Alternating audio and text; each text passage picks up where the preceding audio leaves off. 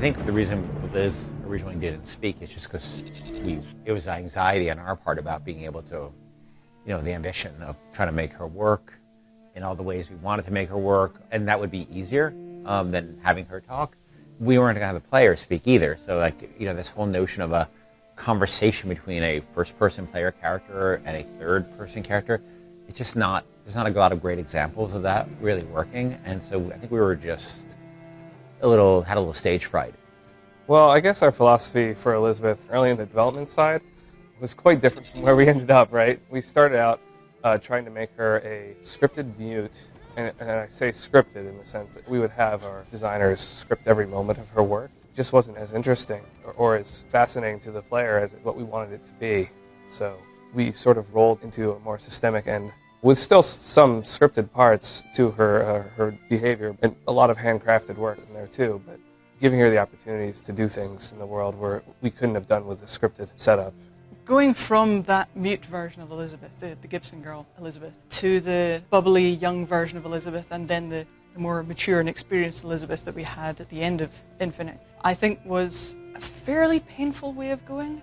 I would say that one of the things that helped the most in getting from that mute Elizabeth to the new Elizabeth was discovering a way of making sure that she would be on screen as often as possible.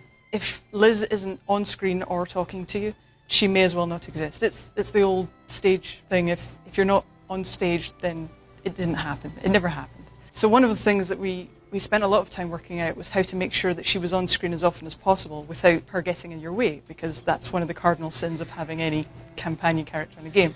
It was a difficult problem, but once we'd figured out that we could give her information about where you were likely to be headed, then she could kind of act more like a friend to you in the world.